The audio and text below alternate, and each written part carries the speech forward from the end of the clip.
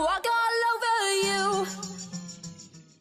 है फ्रिक्स, स्वागत है आपका हमारे चैनल में। दोस्तों, कैंग एक बहुत ही कमीना विलन है, वो आपको पता चली गया होगा। और इसके अभी तक के दिखे वेरिएंट्स को जोनाथन मेजर्स ने जैसे परफॉर्म किया है ना, वो तो इसे भाई और भी इम्पैक्टफुल बनाती है, जो कि काबिल तारीफ है। अब हाँ, काफी लोगों को Ant Man and the Wasp Quantumania में कैंग का वो वेरिएंट बहुत ज्यादा खतरनाक या पावरफुल नहीं लगा होगा, क्योंकि जो बंदा थॉर्स और एवेंजर्स को मार दे सकता है, वो एंटमैन से ऐसे हार गया, ये तो उसके खौफ को कम कर देती है। मगर मैं कहूंगा कि भाई एंटमैन की मूवी थी, तो राइटर्स ने वैसे ही इसको लिखा है, और मे बी ये हो सकता है कि एक्चुअली ये सब उसी का प्लान हो, जिसके बाद उसे कुछ बहुत बड़ा करना हो। उसे जितनी भी बार मार दो वो वापस आएगा, या तो टाइम को रिवर्स करके, या फिर कोई ना कोई वेरिएंट बन के। या फिर ये हो सकता है कि सीक्रेट वॉर्स तक मल्टीवर्स सागा का असली खतरा ये वेरिएंट नहीं बल्कि कोई और वेरिएंट हो। अब यार ये सब तो बस थ्योरी से, असल में क्या होगा वो केविन चाचा पे छोड़ देते हैं। लेकिन मानो या ना मानो, कैंग एक बहुत ही बड़ा और कमीना विलन है, जिससे सच में डरना चाहिए। और इस खतरनाक कमीना विलन के बारे में कुछ ऐसी बातें हैं जो आपको जाननी चाहिए, जिनमें से कुछ बातें हमने पिछले वीडियो में जान लिया था और बाकी कुछ हम आज के वीडियो में जानेंगे। अब आपके दिमाग में ये सवाल आया होगा कि कैंग द कॉन्करर अगर उसके पास कोई सुपर पावर्स नहीं है, तो फिजिकली सुपर ह्यूमंस को टक्कर कैसे देता है, फाइट कैसे करता है, और ट्रेलर में अपने हाथों से बीम्स कैसे छोड़ रहा था, और कॉमिक्स में भी वो इतने सारे पावरफुल एवेंजर्स से, पावरफुल कैरेक्टर्स से लड़ता कैसे है। दिमाग तो फिर भी ठीक है, लेकिन फाइट कैसे करता है? तो इन सब का सिंपल जवाब है कैंग का पावर सूट। जैसे आयरन मैन के पास आयरन सूट है, वैसे ही कैंग के पास पावर सूट है। जिस सूट को आप लोगों ने कॉमिक्स में, एनिमेटेड सीरीज में और मूवी में यानी एंटमैन द क्वांटमेनिया के देखा है, वही ग्रीन एंड पर्पल कलर का सूट, जिसके मदद से कैंग हेवी वेट्स को लिफ्ट कर सकता है, जो उसे सुपर स्ट्रेंथ देती है।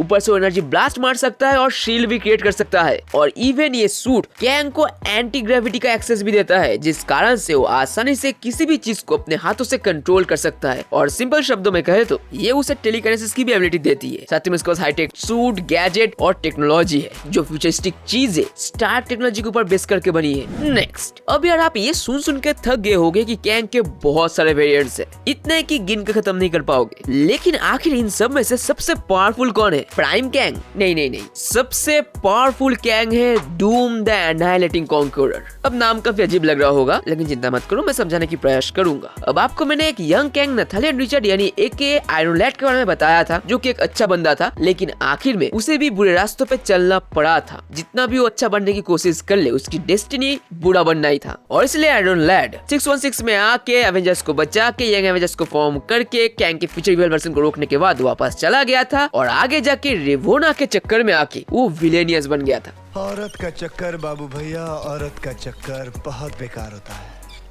अब रेवोना के चक्कर में आके वो विलेनियस बन गया था और खुद को कहने लगा था किड इमोर्टस। जिसके बाद वो मार्वल के दो बड़े-बड़े सुपर विलेंस डॉक्टर डूम और एनाहिलस के साथ मिलकर काम करने लगा था, और आगे चल के एनाहिलस और डूम उन दोनों को खुद के साथ मर्ज करके एक बीइंग बन गया था, जो आगे जाके बना था पूरे मल्टीवर्स का सबसे powerful Kang, Doom the annihilating conqueror. Next, अब यार यंग कैंग आयरन लैड ने यंग एवेंजर्स फॉर्म किया था, और मैंने कैंग कॉर्प्स के बारे में बात किया। लेकिन पता है, इनके अलावा भी कैंग के पास खुद का एक एवेंजर्स टाइप टीम भी है। जी हाँ, और कोई ऐसा वैसा टीम नहीं, बहुत पावरफुल टीम। अब एक्चुअली कैंग अपनी कई सारी बड़ी बैटल लड़ने के लिए अलग अलग टाइमलाइन से सुपर हीरोज और विलेंस के स्ट्रॉन्गेस्ट वर्जन्स को उठाकर खुद का एक टीम बनाया था, जिसे क्रोनो कॉर्प्स कहा जाता था। अब ये क्रोनो कॉर्प्स कैंग की सभी छोटी बड़ी लड़ाई लड़ते थे, जिस एवेंजर्स लाइक टीम में डॉक्टर डूम और थॉर के भी वेरिएंट्स थे। और शायद यही क्रोनो कॉर्प्स हमें एवेंजर्स सीक्रेट वॉर में भी दिखेगा, जिस कहानी में Kang through out the multiverse super heroes के कई सारे वर्जन्स को असेंबल करके मे भी अच्छे एवेंजर्स टीम से जंग लड़ेंगे। और ये पूरा माजरा इंकर्शन और अलग अलग यूनिवर्स की तबाही को लेके होगी।